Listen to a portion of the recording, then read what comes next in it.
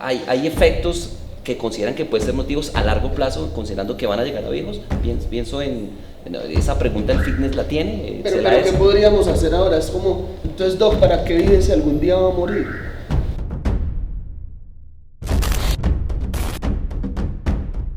Bueno, la presentación es para ustedes, efectivamente.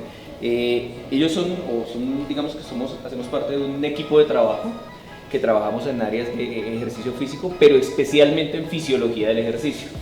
O sea que trabajamos, digamos que en muchos modelos tradicionales de entrenamiento de altos logros, de alto rendimiento, pero no tenemos la experiencia del entrenamiento en fitness ni la evaluación en fitness, que es donde hay como un gran bache, porque podemos tratar de pensar lo que hacen en otros deportes y lo traemos para acá, pero a veces no es lo mismo.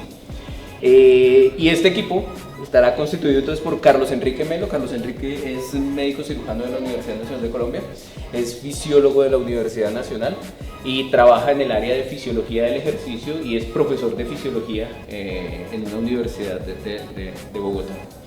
Y Eduardo Acero, que ese tiene más títulos que un berraco también. Entonces es biólogo de la Universidad Distrital, es médico veterinario, tiene una especialización en laboratorio clínico, tiene una maestría en morfología de la Universidad Nacional de Colombia y es aspirante a un doctorado en la Universidad de Baja California. Es un don nadie. Es un don nadie. Bueno, y ya, pues, y yo, pero creo que todos me conocen. Y yo soy Henry. Yo soy licenciado. El doctor Henry. No, puedes decirme solo doctor.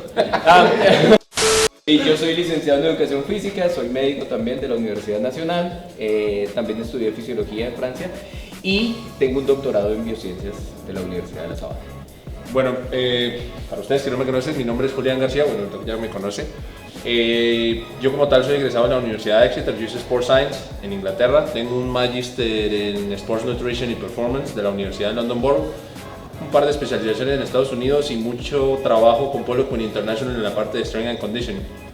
También soy docente aquí de la escuela, precisamente yo me dedico a dar nutrición, musculación, biomecánica, fisiología del deporte. Y pues hoy los voy a estar acompañando en este tema, yo voy a estar mediando el tema entre la parte médica y la parte fitness, a ver qué sacamos de todo esto de salud, ciencia y fitness. Bueno, pues yo sí puedo decir todo en español. Porque yo solo soy un simple ingeniero agroindustrial que le gusta mucho el fitness y que después de ser egresado de CEP me he convertido en un gran apasionado de acercar un poco el conocimiento hacia lo que nosotros hacemos en el día a día. O sea, yo estoy totalmente convencido que la evidencia o la ciencia puede optimizar mucho nuestros resultados y eso es lo que he tratado de compartir desde mis redes sociales y así hemos surgido como un grupo de amigos que ahorita los van a conocer, que realmente somos unos apasionados de este estilo de vida, que realmente lo vivimos 24/7, por eso la contraposición de la ciencia que está tan allá pero que puede que ni siquiera viva en este estilo de vida, a nosotros que desde que nos levantamos pues incluso vivimos nuestra actividad económica está o gira en torno al mundo fitness. Entonces, pues, un gusto. Bueno, mi nombre es José Herrera, soy estudiante de nutrición y dietética, también tengo un técnico en entrenamiento deportivo y aparte de eso, como ya decía Farid, pues vivencio esto porque soy deportista de alto rendimiento en cuanto a fisicoculturismo, soy campeón de varios eventos internacionales. Y nada, ya. Y ya, yo esperaba más de ti. Hola, mi nombre es Rafael Quang Lee. Bueno, tengo 28 años. Me empezó a gustar el ejercicio a partir de los 18 años por problemas de salud, preanorexia, mala alimentación. Entonces incursé en este mundo del deporte precisamente porque a temprana edad ya estaba padeciendo enfermedades. Entonces, a raíz de las influencias y en este mundo y comenzar a ver los modelos a seguir y en la adolescencia me apasioné y me dediqué a competir. Logré ser el campeón nacional en mi categoría, que era el fitness, logré ser el primero en viajar a competir a un mundial y traer el premio para Colombia y ser el primer profesional en mi categoría. Entonces a raíz de eso, Primer pues, pro de Colombia. el primer pro de Colombia en eso, entonces me dediqué a ser un autodidacta en muchos temas, no solamente en el fitness, en fisiología, biomecánica corporal, fisioterapia, todo lo que tiene que ver relacionado con este deporte, porque no es solamente nutrición y ya, porque entonces si quieres un buen cuerpo que va a algo más allá de la competición, tienes que enfocarte también a aprender sobre hipertrofia, entrenamientos y pues aquí estamos todos reunidos para ver qué sale de esa charla. Bueno, entonces nosotros tenemos un par de conceptos que precisamente es chévere tener aquí la parte médica, la parte deportiva y la parte fitness, porque en todas las áreas creo que siempre ha habido una discordancia, ¿no es cierto? Entonces hacia la parte médica ustedes tienen un pensamiento muy distinto a lo que es la hipertrofia, o le ven ciertos inconvenientes a la hipertrofia. Nosotros desde la parte deportiva tenemos otro, y en la parte fitness nosotros hacemos todo al contrario, ¿sí o qué? O sea, en cuanto a los estudios que hay, porque el 90% de los estudios son alto rendimiento, el 99% es alto rendimiento, nosotros hacemos todo lo contrario a lo que ustedes dicen de esos estudios. Es más, según la ciencia hasta hace poquito decía que nosotros no podíamos aumentar la masa muscular mientras que hacíamos un proceso de oxidación de grasas, pero nosotros ya hemos comprobado que eso es totalmente distinto, es lo que nosotros llamamos recomposición corporal. Entonces podríamos arrancar desde ahí, y me gustaría arrancar desde la parte médica. ¿Qué piensa de esa parte? Digamos que el tema de la hipertrofia, como tú lo dices, en algún momento sí era algo considerado como, oiga, no, ¿para qué va a aumentar la masa muscular? De hecho, en el área de la medicina casi siempre nos movimos pensando en la grasa como la grasa es lo malo, la grasa hay que disminuirla, la gente está muriendo es de gordos, la gente está muriendo es de obesos, pero pegados un poquito a la evidencia y que de hecho es una evidencia que ha surgido de las personas que han aumentado la masa muscular. Se ha encontrado que es tan factor de riesgo aumentar la grasa, tener mucha grasa, como tener poquita masa muscular. De hecho, desde el punto de vista evolutivo, los seres humanos de la antigüedad que no sufrían ni de diabetes, ni de hipertensión, ni de infartos, se caracterizaban por eso, porque tenían mucho trabajo físico, porque no habían herramientas, porque las herramientas eran primitivas y porque no tenían elementos que les permitieran facilitar la carga física, y tenían muchísima masa muscular y tenían poca grasa. Y nosotros creemos todavía, y claro, hay muchos médicos, y tienes toda la razón, hay muchos médicos que creen todavía que el problema es la grasa, y hay quienes pensamos que el problema, además de la grasa, es la deficiencia de la masa muscular. O sea que en ese sentido tal vez, por lo menos, no sé si de pronto lo consideren diferente, pero vale la pena aumentar la masa muscular, o sea, es válido. Uno de los primeros enfrentamientos que nos traen a colación siempre a nosotros es que el médico me dijo que la proteína era mala. Entonces desde ahí ya empezamos, en lugar de cerrar la brecha entre la ciencia y el fitness, ya, eso es abismal, no, la proteína es mala, pero uno los ve tragando empanadas en la tienda. Comiendo Coca-Cola y fumando cigarrillos. Coca-Cola y con cigarrillos, y eso no tiene el estigma de ser malo. En cambio la proteína, todo lo que venga en un tarrito que es una proteína de suero de leche, eso sí, ay, lo he de ver ya con unas diálisis. El hígado, se le cargó el hígado. Hasta para mi mamá fue difícil, o sea, mi mamá creía que yo no me iba a volver estrogénicos, esas hormonas lo van a acabar cuando llegaba con una creatina. Y esos asteroides. O sea, ya desde ahí el parte médico, lastimosamente, ya abre la brecha entre lo que nosotros queremos acercar. Ok, pues se acaban de abrir varios sistemas de charla. Yo primero quiero apoyarle el concepto que dice Henry desde el punto de vista de que todos los procesos desde el punto de vista biofísico se mueven con transferencia de energía. De hecho, desde el punto de vista biofísico no es nada alejado de que la musculación requiera de energía. Y si tengo una fuente de energía grande como es la grasa, que aporta más calorías por gramo de peso, pues puedo hacer un músculo. Pero el problema es que la grasa tiene una distribución que dependiendo de dónde se encuentre puede ser benéfica como reserva energética o puede estar asociada a la producción de factores que producen inflamación y empiezan a dañar todo el organismo, como es la grasa visceral, en la cual pues se empiezan a alterar cosas, que es lo que lleva a enfermedad a las personas que son obesas y que aumentan su porcentaje de grasa visceral.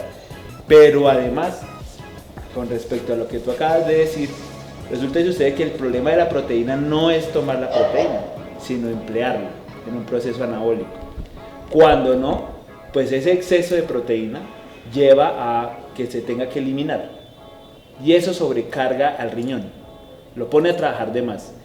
Y además de esa sobrecarga renal, cuando supera la capacidad de extracción de los productos de la proteína o de las mismas proteínas a través de la membrana de filtración, conlleva a daño renal.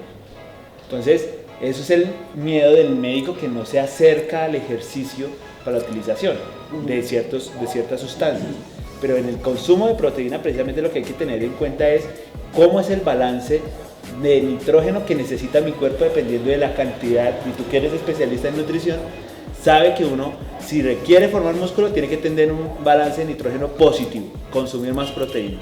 Pero tiene que ser consecuente con la intensidad del ejercicio, la frecuencia del ejercicio, el proceso de desarrollo. Es decir, que uno no debería tomar la misma dosis siempre, sino que idealmente, aunque debería ser un estudio muy pegado, prácticamente que se necesitarían 3 o 4 especialistas al lado para entrenarte, para calcularte la dosis de proteína que necesitas.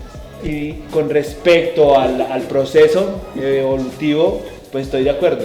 De hecho, todas las personas que no trabajaban antes, y nosotros lo revisamos alguna vez, no sufrían enfermedades, pero casualmente cuando vienen a la dieta occidental, expresan más fácil diabetes, más fácil obesidad, porque precisamente estaban acostumbrados a la actividad física y callaban los genes.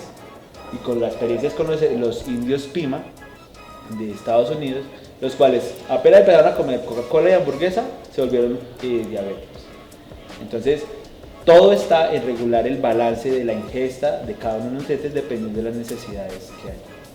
Y después hablamos de las otras ayuditas asteroides que llamaron. Bueno, entonces tú me hablas, por ejemplo, también del control de cuánto se debería consumir. Entonces ahí es donde nosotros ya empezamos a diferir de ustedes.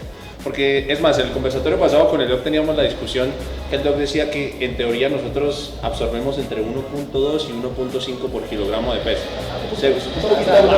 Hasta 2, sí. ¿Cómo hasta 2? Entonces, pero nosotros al fitness nosotros partimos del 1.5 al 2.4. Ojo, a los pocos estudios científicos que hay, porque no hay mucho estudio científico a esto.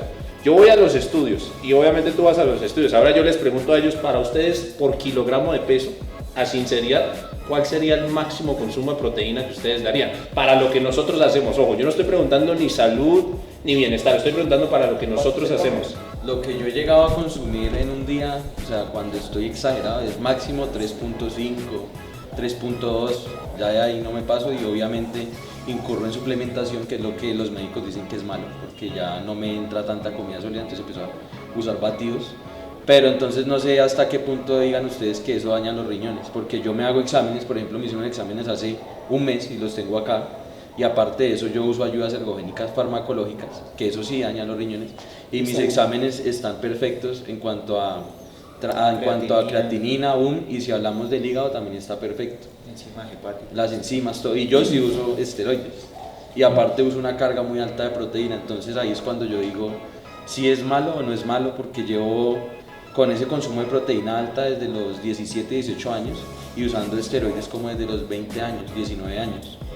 Y si nos vamos a lo de nutrición, digamos en la universidad, los profesores de nutrición, especialistas en nutrición clínica, en nutrición para adultos, siempre que me ven a mí dicen lo mismo: usted se va a dañar los riñones, va a ver cuando usted tenga un paciente que usted le manda esos 3 gramos, lo va a enfermar, porque yo hice mi maestría en Londres y los estudios dicen que yo no sé qué vainas, pero realmente ellos son especialistas de pronto en clínica, además no en deporte, entonces tienen, sí, o sea, no es en deportistas sino en personas normales, y en personas normales en nutrición se supone que uno tiene que tener su mantenimiento, o sea, las personas después de que terminan el crecimiento cuando niños se busca un mantenimiento, que coman para que estén bien y no quieren buscar hipertrofia muscular, a diferencia de los deportistas. Entonces generalmente cuando una persona que está en el fitness busca un nutricionista, casi ningún nutricionista es un nutricionista especialista en deporte o es un médico especialista en deporte, entonces van a donde un nutricionista normal, donde los mandan a comer unas dietas muy bajas en proteína,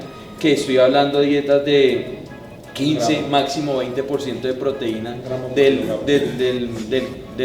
total calórico del día y 60% de carbohidratos. que eso es para bajar de peso. O sea, cuando yo estudio y me dicen, mire, vamos a bajar de peso a este paciente que tiene un IMC por encima de 25, tiene tanto porcentaje de grasa, y la dieta que usted va a mandarle es 60% de carbos, 30 de grasa y 10 o 15 de proteína. Entonces yo discuto y me dicen, no, más de eso no, porque le dañan los riñones y tal. Entonces empieza ahí la discusión y se termina eso, en un debate que terminamos peleando. Eso termina oleando Sí, mierda eso para termina todos lados. ya, tin, tin. Pero realmente, por ejemplo, con miras hacia la hipertrofia, el estudio más reciente es el del doctor José Antonio Rosas. 4.4 gramos de proteína por kilogramo de peso sin efectos colaterales con miras a la hipertrofia. Obviamente yo no llego a 4.4 gramos de proteína por kilogramo de peso porque se convertiría en una dieta horrible. Todo el día uno comiendo pollo, carne, o sea, es horrible. Pero yo sí lo llego a 2.8 o por lo general esté en déficit o en superávit energético, yo voy a 3 gramos de proteína por kilogramo de peso. Y las grasas y los carbohidratos ya juego con ellos de acuerdo al día que quiera llegar a tener. Lo mismo, mis exámenes como están desde hace 2 años que tengo la cultura de hacerlos trimestralmente. Súper bien, o sea, nunca ha estado un parámetro fuera de lo normal. El único parámetro fuera de lo normal fue la semana antepasada. El dermatólogo me mandó isotretinoína y ahí sí transaminasa un poco alta, pero pues obviamente por cuestión de la isotretinoína.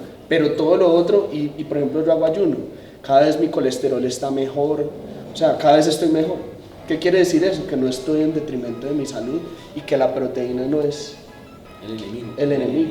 Bueno, me llama la atención de la exactitud de las cifras que manejan respecto a los valores de proteína que tienen que vincular para pues, mantener el rendimiento y la forma que desean mantener. Allí me lleva a la siguiente pregunta y es si han considerado que esa evidencia para los valores de proteína, por supuesto, están vinculados a un grupo de edad, a una etapa en la vida. Me explico de una forma diferente y tiene que ver que evidentemente a lo largo de la vida las necesidades metabólicas, incluso normales o bien exigentes, pues cambian cuando tenemos 10 años, cuando tenemos entre los 10 y los 20, de entre los 40 y los 50 y más allá. Cuando están vinculando estos valores, los grupos etarios en los cuales esos valores son para qué edades, ¿listo? Y si han considerado que a lo largo de su vida no siempre van a mantenerse con esta edad, esto va a cambiar y ustedes en ese sentido no consideran que manejar esos valores, los que tienen, de alguna forma más adelante sí puede tener un efecto deleterio, no lo consideran. El estudio de 4.4 está entre 25 y 35 años, pero antes entre más edad tenemos más sube nuestra necesidad proteica. Es cierto desde el punto de vista del gasto, es decir, se entiende que a lo largo de la vida, en la medida que nos hacemos mayores, los fenómenos catabólicos son mayores, eso significa mucho más consumo, más gasto, pero también uso inefectivo de la proteína. Han pensado en que se puede ingerir, pero no necesariamente se absorbe. Las tasas de absorción intestinal disminuyen con el tiempo. Entonces, yo preguntaría allí, tratando de obtener la respuesta respecto a esa edad mayor a la cual van a llegar, si consideran o no que haya un efecto deleterio de esos consumos altos de proteína. ¿Cómo lo ven? A largo plazo, cuando sean mayores. Yo considero algo, bueno, pues no sé, me imagino que sobre todo quienes hemos estado en un periodo de volumen, sabemos lo difícil que a veces es comer.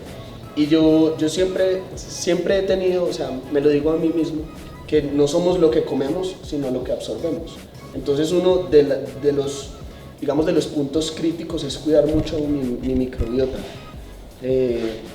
Realmente no tengo una trazabilidad de si la proteína que como toda la estoy absorbiendo o no, pero pues mi composición corporal cada vez mejora. Entonces me imagino que las cosas se están haciendo bien, o sea, no tendría la trazabilidad y pues no estoy depurando enzimas que me digan que... Les quiero contar lo siguiente, cuando uno mira desde el punto de vista evolutivo un poco el tema que estaba hablando Henry, cuando uno mira desde esa perspectiva la evolución humana, les quiero contar que no existe evidencia fósil de 10.000 años atrás de personas, humanos, que hayan pasado más allá de los 30 a 35 años. Nunca encontrará un fósil que tenga una persona 80 años, porque nunca ha existido cuando fuimos nomás, el concepto de vejez. ¿Listo? El concepto de vejez ha venido, digamos, con la cultura del sedentarismo. Llevamos como humanos no más de 5.000 años como sedentarios.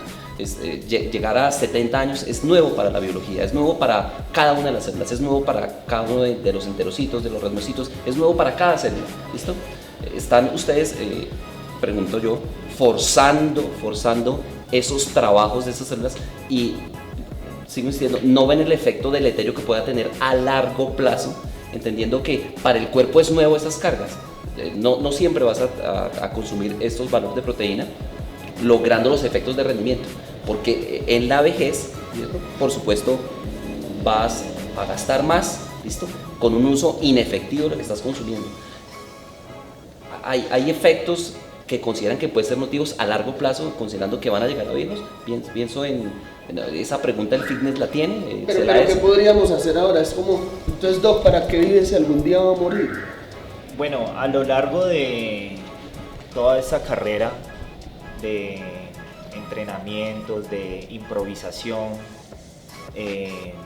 también como Farid y como muchos deportistas, hemos probado las dietas hiperproteicas, hemos utilizado farmacologías y ayudas a niveles, o sea, que ya son bien perjudiciales, pero hemos aprendido a tener el control de poder examinarnos cada mes y verificar cómo está nuestro organismo mes a mes.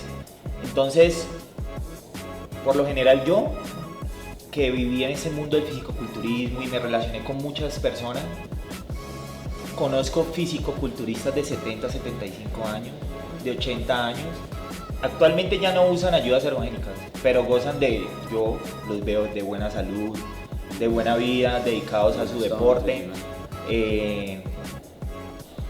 Al igual, entonces nosotros llegamos a un punto en el que dijimos y caemos en cuenta, pesar 100 kilos no es saludable, comerse 4 gramos de proteína por kilo no es saludable, pero lo hemos hecho, hasta que llegamos a un punto en el que ya sabemos que el equilibrio es el punto en el que nosotros queremos trabajar para el fitness y es lo que estamos influenciando a las personas.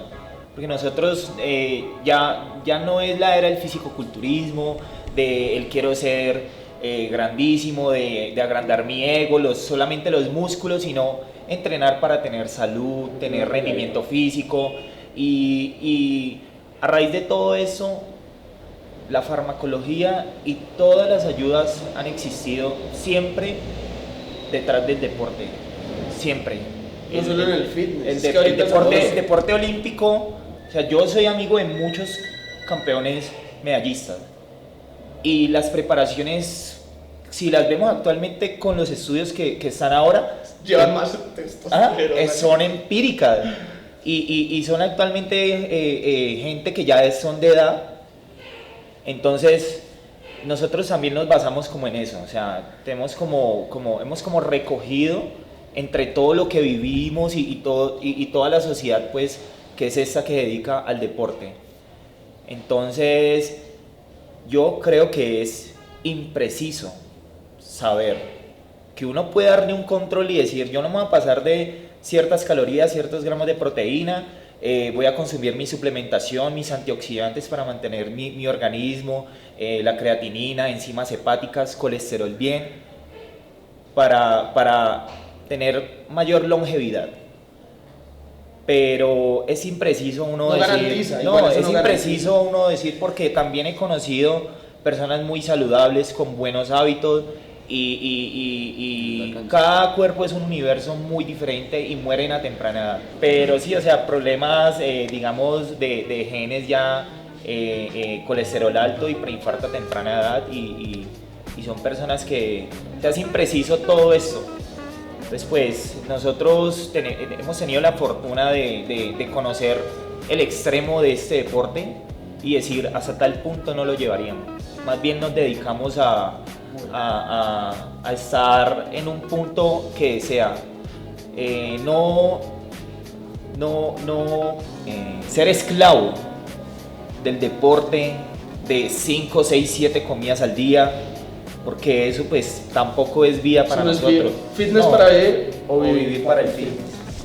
Bueno, como dice Quan Lee, realmente pues el fitness no podemos saber si va a ser algo perjudicial o va a ser algo totalmente saludable. Sin embargo, creo que es que se ha desvirtuado, y es que una cosa es ser fitness y tener salud, tener rendimiento y tener un buen estado físico y tener estética, y otra es el culturismo, que es lo que por ejemplo yo practico, que realmente no es sano. O sea, yo sé que lo que yo hago no es saludable porque llevamos el cuerpo a unos extremos. Para una precompetencia uno se deshidrata, uno usa bastantes ayudas farmacológicas, algunas personas usan diuréticos, que no es nada sano, ¿cierto? Aumenta mucho el consumo de proteína, y todas estas cosas obviamente no van a ser sanas, y en exceso y sin control pues van a tener muchos problemas a largo plazo. Sin embargo, el fitness no tiene que ver con culturismo, o sea, el fitness es algo totalmente diferente, y si alguien practica bien el fitness, es lo que dice Quan Lee, es llevar un orden en las cosas, tratar de tener salud, tratar de tener, otra vez como lo digo, tener un buen rendimiento físico y tener una buena estética, pero sin irse al exceso de ninguna de esas, y mirando siempre los estudios, los análisis que nos hacemos en sangre, y que todo lo tengamos bien. Y por el momento nosotros, y me incluyo, que lo trato de hacer un poco más al extremo, sigo teniendo todo estable, y solo me voy a esos excesos cuando compito. Hace, digamos, año y medio, 2 años no compito, entonces en este momento yo trato de controlar todo lo que son las ayudas farmacológicas, de controlar el consumo de proteína. Ya no estoy comiendo cada 3 horas, pues estoy tratando de hacer las cosas un poco más sanas. Y cuando sí me enfoco a competir, como cualquier deporte de alto rendimiento, no solo el culturismo, sino el ciclismo, el futbolista, el tenista, cuando lo llevamos a alto rendimiento, ningún deportista le importa la salud. Ningún deportista va a decir, es que yo juego fútbol Alto rendimiento. a alto rendimiento, o sea, salud, ningún deportista de alto rendimiento, James no va a decir, es que yo juego fútbol para estar sano, no. Él juega fútbol para ganarse una copa, para ser reconocido, para ganarse un mundial y para vivir de eso. No le importa si se lesiona, puede que no le dé un paro cardíaco, pero si jugando le pueden fracturar una rodilla y puede quedar cojo toda su vida, ¿cierto? Entonces tampoco es salud. Entonces hay que tener claro que el fitness, el alto rendimiento, no tiene nada que ver, y eso es lo que la gente no tiene todavía muy claro. Yo quiero extender un poquito aquí lo de esa respuesta. Pues a raíz de todos esos años y con esa fuerza que ha tenido, de que se ha vuelto moda y que todo el mundo es fit, la vanidad, la imagen, a raíz de eso la ciencia también está avanzando, o sea, están creando fármacos sin efectos secundarios, y están ahora actualmente también bajo muchos estudios, péptidos, SARMs, hay también muchos productos ahora hoy en día que se están encargando pues como de alejar el daño que causan los fármacos, la hormona de crecimiento, todos los fármacos. Y pues yo creo que eso también eso es algo que tenemos que enfocarnos y también como darle fuerza, y porque es de lo que estamos viviendo, y ya conocemos el extremo del culturismo y no queremos dedicarnos a influenciar ese movimiento. Vea, yo estoy totalmente de acuerdo con ellos, y yo le añadiría algo. Yo no le recomendaría nada a mis seres queridos que fuera en detrimento de su salud o que fuera en detrimento de su vida. Pero si me dicen que si yo a mi mamá, a mi hija, a mi esposa le recomendaría hacer fitness, que es un término tan ambiguo, sí lo haría. Sí lo haría desde la perspectiva que yo lo hago, porque para mí el fitness no es solo unos resultados físicos, sino para mí el fitness es disciplina. El fitness me ha enseñado a construir negocios, el fitness me ha enseñado a estar muy enfocado en la vida. Entonces, para mí el fitness, yo a veces estoy flaco, a veces estoy gordo, o sea, el fitness se sale un poco de, digamos que de ese estigma que se muestra en redes sociales de los cuadritos perfectos. No, nosotros no somos eso, y lo que yo trato de proyectar en mis redes sociales se aleja de eso, se aleja de simplemente cómo nos vemos. El fitness es más para cómo nos sentimos, y yo todos los días me siento plácido con lo que estoy haciendo, soy feliz, y adicionalmente creo que he evolucionado, no en mi físico, sino he evolucionado como persona. Entonces yo claro que promuevo y le recomendaría a cualquier persona este término tan ambiguo del fitness. A mí me llama la atención varias cosas que me gustan en medio de todo y una que me llama mucho la atención y me gusta es la forma como lo afronta. De una, le pone el pecho a la bala. Yo hago esto y lo hago y yo considero que esto no es salud, pero sin embargo lo hago. Y tienes toda la razón cuando se habla del deporte de alto rendimiento. El deporte de rendimiento definitivamente no es saludable.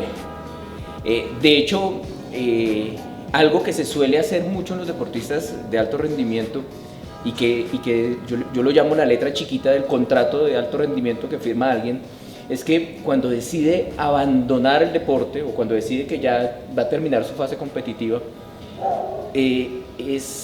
no es posible, por ejemplo, que esta persona, no es posible que tú cuando decidas en 10 o en 15 años decir no voy a competir más, pues diga listo, voy a colgar las mancuernas, voy a colgar aquí, esto y me dedico a canalear y cosas de estilo, porque eso sería absolutamente lesivo. Entonces, en promedio se considera que más o menos una persona que ha entrenado, llámese el deporte que sea, llámese Nairo Quintana, llámese James, debe determinar, después de que termine su vida competitiva, después de que decida que ya hasta aquí llegó, más o menos 1.5 veces el tiempo que tardó entrenándose. Entonces imagínate, si tú duraste 20 años en tu fase de preparación con todo y la competición y decides dejarla, significa que tienes que desentrenarte durante 30 a 40 años, toda la vida, que la vida no nos da para más. Entonces, esa es algo que vale la pena tenerlo en cuenta. No es que esté en contra de incrementemos la masa muscular y subámosla todo lo que podamos, porque igual va a tener unos límites fisiológicos. El problema a veces podría ser intentar superar esos límites fisiológicos, sobre todo con los medicamentos.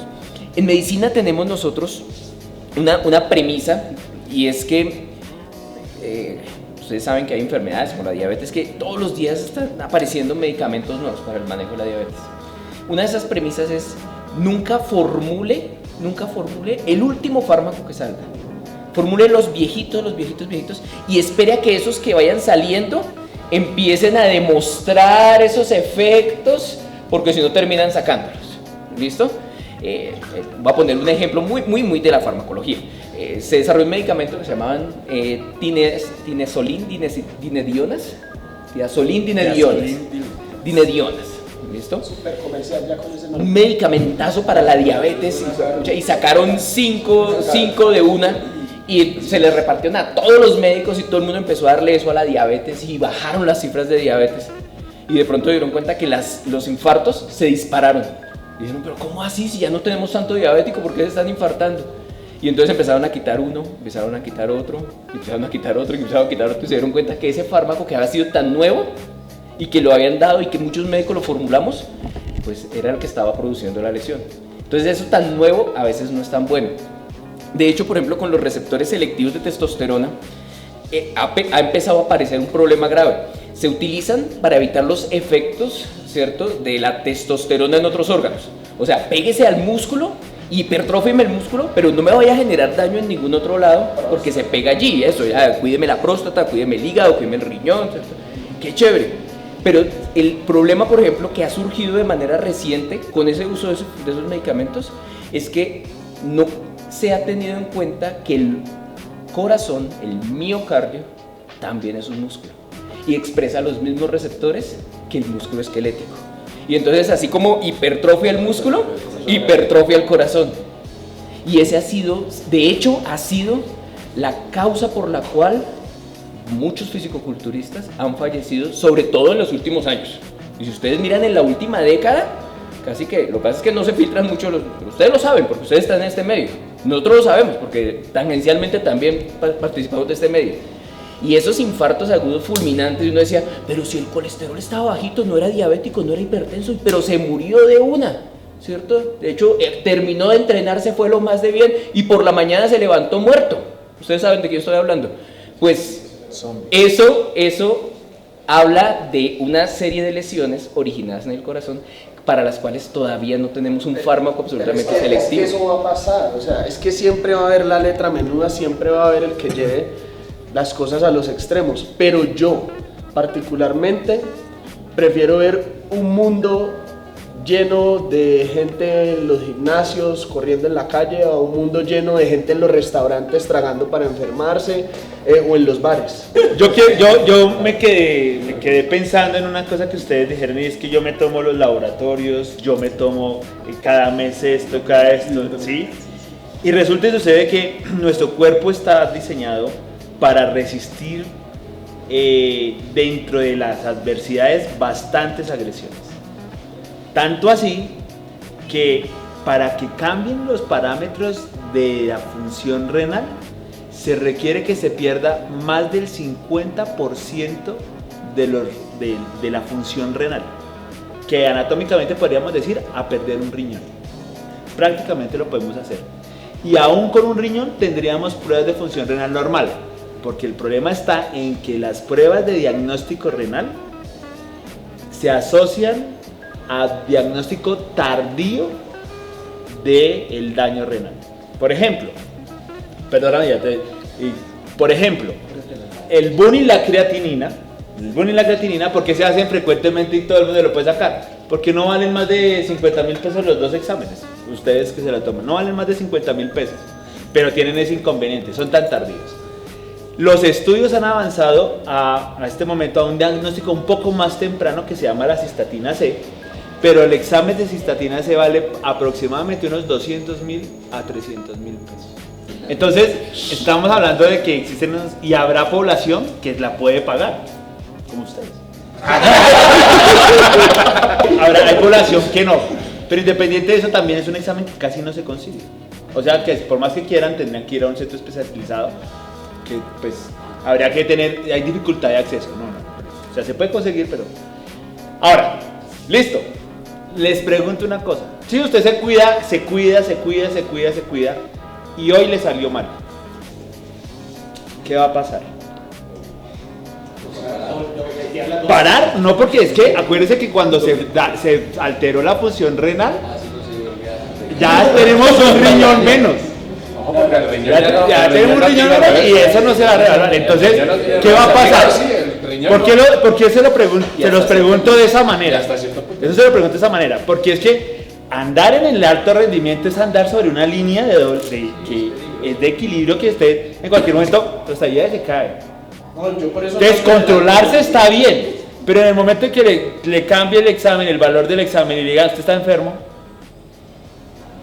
Entonces sí, menos mal yo conozco el fitness y también yo conozco actividad física, y con Henry lo trabajamos, actividad física para el paciente con EPOC, para el paciente con osteoartritis y para el paciente renal.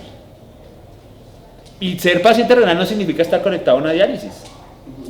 Es simplemente que la tasa de filtración glomerular disminuya y eso no me dé la capacidad ni siquiera de poderme comer 1.5 gramos de proteína por kilo de peso, sino que tener que comer mucho menos porque mi riñón no lo alcanza a filtrar.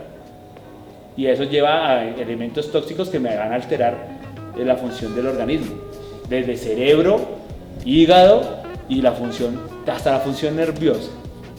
Entonces, el problema es ese, que sí está muy rico, volverse grande, no sé qué, todo, pero ¿hasta dónde va a ser ese límite? ¿Y qué van a hacer en el momento en que ya estén enfermos? Siguiendo la misma línea de Carlos, quería contarle respecto al hígado. El hígado en escenarios morfofuncionales manifiestan cambios realmente irreversibles, donde las transaminasas se suben de una forma que realmente manifiesta el daño cuando el 80% del hígado está dañado. El 80% del hígado está dañado. Entonces fíjense que hay un espectro, un porcentaje bastante alto en el cual aparentemente los exámenes que se hacen pueden salir normales, pero en el efecto acumulativo, como lo plantea Carlos, va en algún momento a manifestar, digamos, una subida, y esa subida de unas transaminasas, por ejemplo, va a justificar justamente un daño hepático de un 80% que no va a tener vuelta. Aquí voy entonces a la siguiente pregunta, y es: veo que recurrentemente ustedes dicen yo me chequeo, yo me hago exámenes, como si el chequearse es admitir de forma tácita, hombre, yo estoy haciendo algo mal. La pregunta es, ¿ustedes considerarían en ese sentido de lograr el fitness como lo están haciendo, es que algo que están haciendo como el fitness que ejecutan, lo están haciendo de alguna forma mal? ¿Hay algo que están haciendo mal? ¿Por qué el fitness no podría practicarse más bien sin necesidad de hacerse chequeos médicos. No existe esa posibilidad. Yo no creo que yo esté haciendo nada mal, solo que yo soy partidario y en esto yo creo que la comunidad médica ha cometido el grave error de hacer la medicina curativa en lugar de preventiva. Entonces, justamente por control, pero no porque considere que esté haciendo nada mal, sino que uno no sabe. Yo, a sinceridad, no es que esté haciendo algo súper mal, no. Pero yo les decía a ustedes, cuando uno llega a una etapa competitiva al nivel que nosotros vamos, yo soy consciente que yo puedo llegarle a causar daños a mi cuerpo, que no se los he causado, tal vez porque no me he excedido en ciertas cosas, o por lo menos mi cuerpo todavía no lo ha demostrado, hasta el momento no lo ha demostrado. Y yo soy muy sincero a eso y sobre todo con mis estudiantes. Entonces, cuando nosotros hablamos de fitness, en el caso competitivo siempre va a ser extremo, y ni siquiera, porque es que hoy en día, a sinceridad, el 90% del uso excesivo de proteína, de fármacos, de todo eso, se va dado a la vanidad.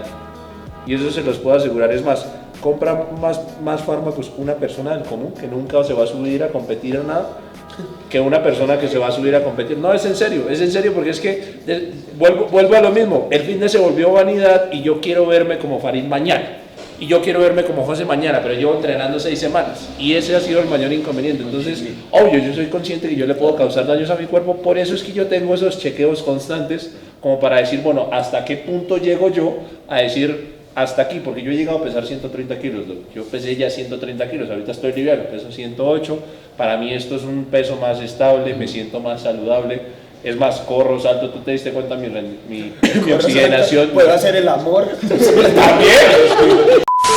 Entonces en este momento me baso más a estéticamente como me quiero ver, pero también obviamente quiero ver cómo se encuentra mi corazón, quiero ver cómo se encuentra mi hígado, mi riñón, porque no quiero salirme de esas bases.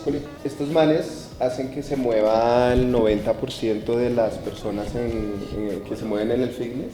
Ustedes los motivan a que ellos, porque no todos terminan usando fármacos, no todos terminan entrenando como locos, ¿no? Hay personas que se motivan y dicen, wow, mira lo que ustedes escriben con sus posts motivacionales, realmente cumple un objetivo más grande que ha hecho la ciencia en todas sus investigaciones.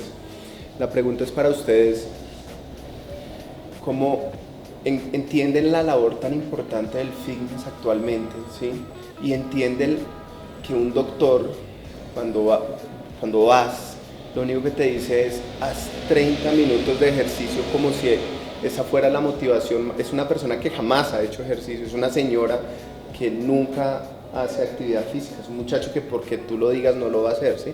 Y hasta ahí pareciera que llega la tarea del doctor, ¿sí?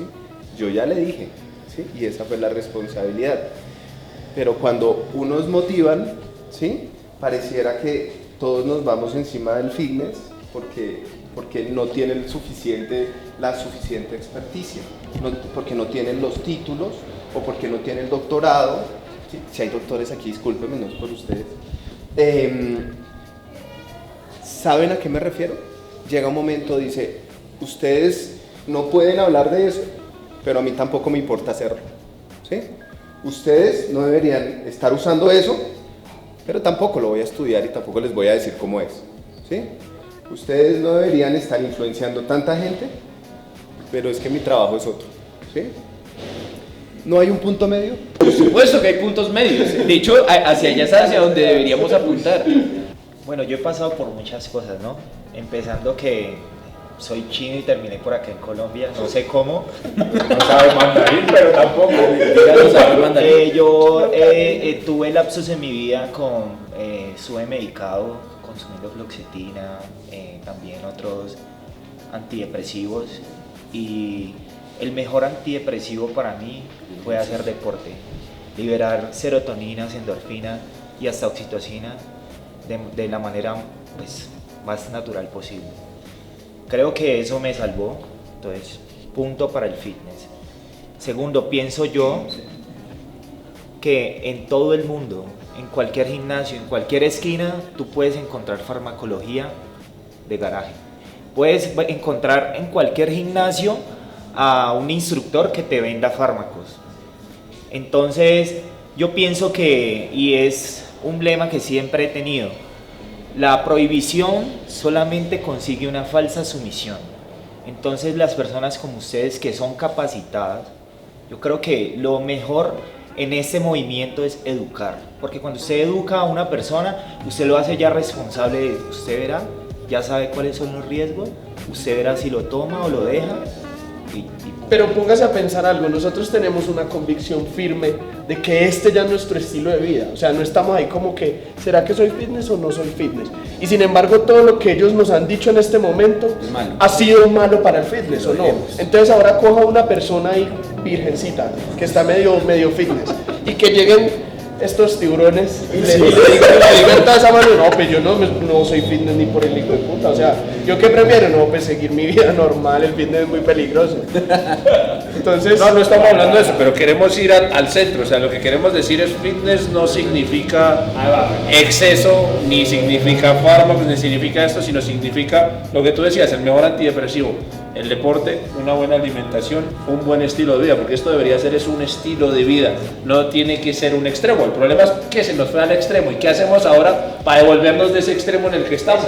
Porque listo, ustedes tienen una concientización muy distinta, pero ¿y el resto qué? Entonces, ¿cómo educamos desde la parte de ellos? O sea, esto debería ser de parte de los dos. El influenciador con el experto, siéntese los dos y empiece a educar a la gente, porque es que así sí lo van a escuchar más, desgraciadamente, y es la sinceridad. O sea, yo puedo poner los videos que sea, y es más, ustedes podrán tener 1 millón de views, pero nosotros ponemos un video y serán 1000, a lo mucho, ¿sí?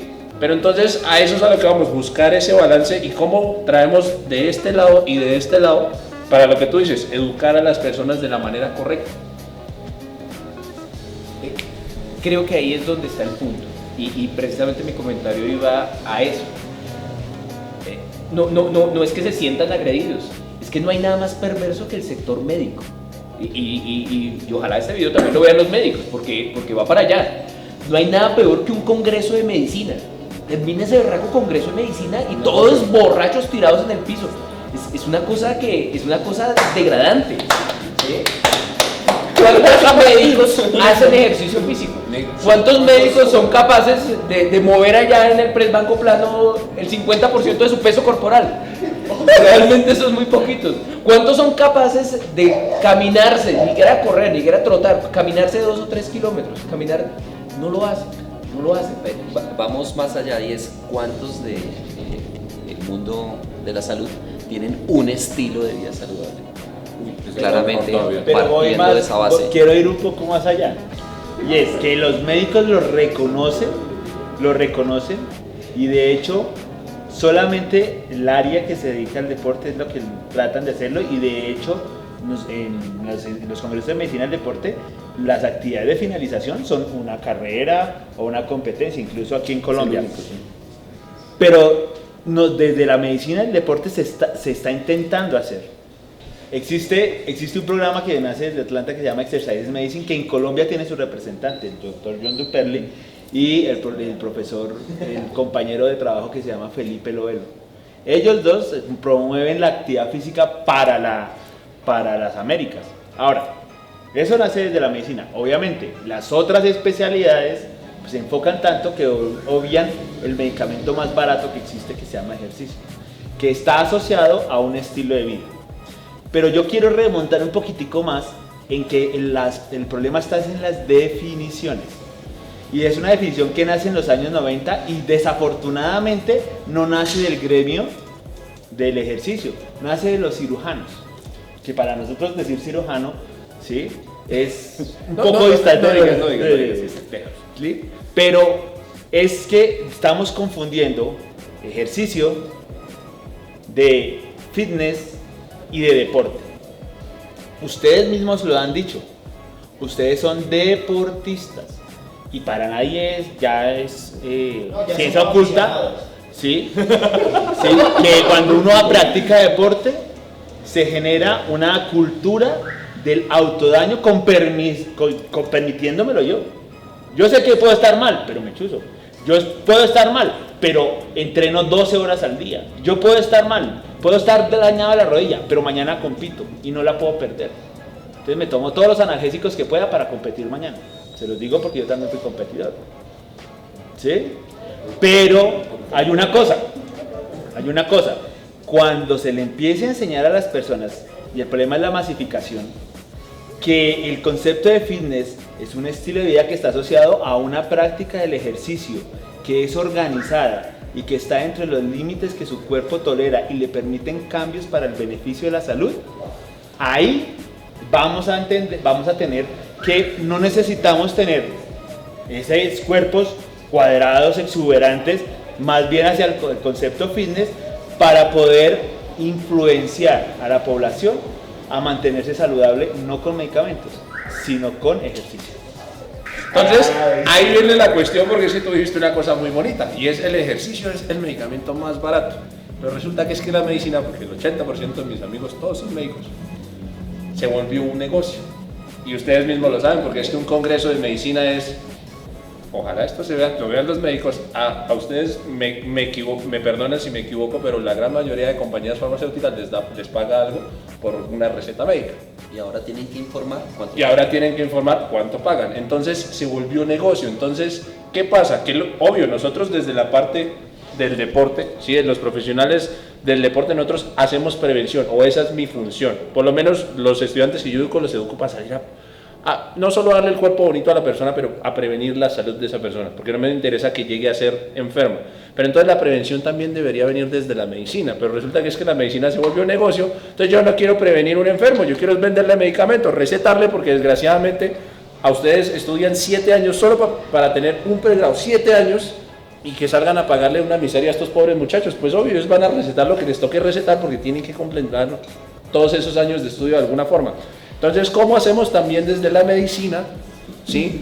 para que empecemos a prevenir la salud, ¿sí? Y dejemos el negocio de andar vendiendo fármacos, porque es que la industria farmacológica, no solo la de este lado, sino la de este lado es peor, porque es que uno va al médico y de unas, tomes esto, tomes esto, tomes esto. O llego al médico, me duele la rodilla, vamos a operar, usted es Superman, tiene rayos X, me vio la rodilla, ¿cómo hizo? ¿Sí? Entonces todo se volvió negocio. Entonces, ¿qué hacemos ahora desde la parte médica? Bueno, yo le tengo la respuesta, o un enfoque para esa respuesta, reconociéndole que evidentemente la medicina, como se coincide, es altamente con criterio curativo y no preventivo para mantener el estado de salud. Definitivamente no se necesitan más médicos deportólogos que hagan más especialidad médica, sino más médicos justamente deportistas. No, ahí corrijo, perdonen, no deportistas, que tengan un hábito de vida asociado al ejercicio y que se puede marcar desde el concepto fitness. Yo creo que la conclusión más grande que podemos obtener de esto es que falta mucha tela por cortar, es difícil llegar a un punto intermedio. Sin embargo, yo creo que desde la academia estamos empezando a hacer esos pasitos, estamos empezando a generar cierto avance, y yo creo que es cuestión de hacer estos espacios masivos, porque ustedes lo han dicho, hay es que masificar lo bueno, y es algo que llega de manera gradual. Yo creo que la gente debe entender el concepto fitness asociado a que yo quiero hacer fitness para vivir y no para morirme. O sea, eso es totalmente contradictorio. Entonces, muchas gracias a los docs, muchas gracias a los compañeros, y quédense pendientes. Yo creo que quedan muchas cosas dentro de lo que se habló que vale la pena revisarlas un poquito. Por el lado de aquellos que son atletas fitness, me gustaría que quedara la sensación de la responsabilidad tan grande que tienen en razón de la gran cantidad de seguidores. Yo creo que entre los 4 suman por lo menos 1 millón de personas, si no más, que fácilmente arrastran, y ustedes les dicen cualquier cosa y ellos van ahí detrás.